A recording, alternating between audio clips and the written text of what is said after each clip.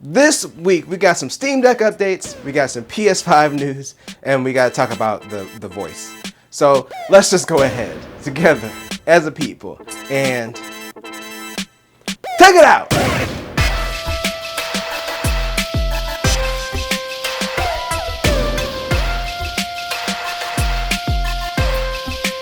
And welcome to another sensational Sunday. I'm Mike, and of course we're here to talk about the gaming news, so let's talk about Valve and the Steam Deck. The Steam Deck released early this year was super hard to get. We had to wait for months, and finally the shipments picked up a couple months ago, and they announced they were doubling the shipments to get everything caught up, and it looks like Valve has finally caught up. So right now, if you go and order a Steam Deck, it says it's estimated to ship in 1 to 2 weeks. So you can finally buy a Steam Deck and get it within a reasonable time. I'm excited to see if we start seeing Steam Decks out in the wild, or what it looks like in a few months now that it's readily available. And it's available just in time because now the official dock is finally available. So this article that I pulled said it's up for pre-order, but when I look on Steam, it just says if you buy it now, you'll get it in 1 to 2 weeks. So it looks like it's available now. It might have been up for pre-order earlier this week.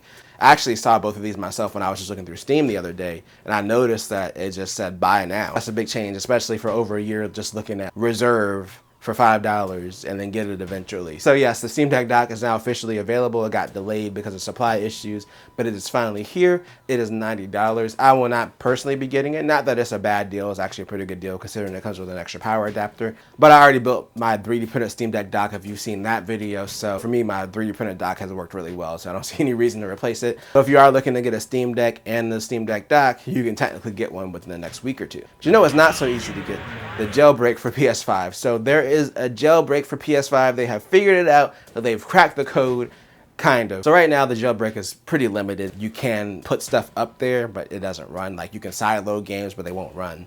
And that's pretty much it. It's just kind of like you can do it. You also have to be on a really old version of the firmware from last October, version 4.0.3.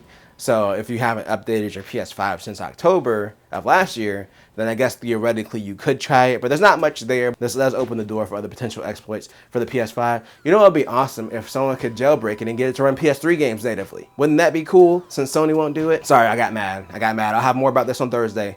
I'm getting angry ahead of time. All right, well, that was the final story for today. So if you enjoyed this video, do we have to talk about that? We have to talk about that. Also, the mini fridge just kicked on in this room. We just got a mini fridge last week. If the audio turns to trash, then I apologize, but that is a good lead-in to this final story, and it's about the Mario movie. So the official trailer's out, and everyone's been complaining about the Chris Pratt voice. Okay, Chris Pratt is voicing Mario. If you're not familiar, Chris Pratt plays Star-Lord in the Guardians of the Galaxy movie, and everyone was skeptical when it was announced that he got the part, because we know what Chris Pratt sounds like, and we're like, how does this voice make sense for Mario? Now we got the official trailer, and we heard Mario speak, and it just sounds like Chris Pratt's normal speaking voice. Like there was no any kind of accent or anything different. It literally was just like he just walked in and just started talking, and they just started recording stuff. I just feel like it's kind of weird because they start off with Jack Black as Bowser, and he does an excellent job as Bowser. Like, it sounds like Bowser. It sounds like the way you would imagine. Even Toad kind of has the Toad sound, but Mario just sounds completely different than any other sound you've heard from Mario over the last, like, I don't know, 30 or 40 years that he's existed. It's confusing as to why they chose Chris Pratt for Mario. The only thing I can think is maybe it's because he's in the Marvel movies and he's popular. I don't know, but it is a confusing choice. I mean, personally, I'm not a big moviegoer. I watch a lot of movies, but I just wait for them to get released on Blu-ray or on streaming, and then I watch them. So I'll wait until I buy it on Blu-ray or something to watch it. It seems like some of the other characters, they made better attempts at doing their voices. So to me, it sounds a little bit out of place, but let me know what you guys think. But this time, I'm actually going to bring this video to a close. So again, let me know what you think in the comments. Are you excited that the Steam Deck's finally available? Were you holding off on getting one? What do you think about this PS5 jailbreak? And of course, we just talked about the Mario stuff. And I'll be back on Thursday, like I hinted earlier, to talk about the PS5 and why I'm selling my PS5. Because yes, I'm selling my PS5. But until then, if you enjoyed this video, then make sure to tell a friend, tell a coworker, like, share, and subscribe, and hit the bell notification to be notified when I drop a video. And always do at least 2 things at the same time.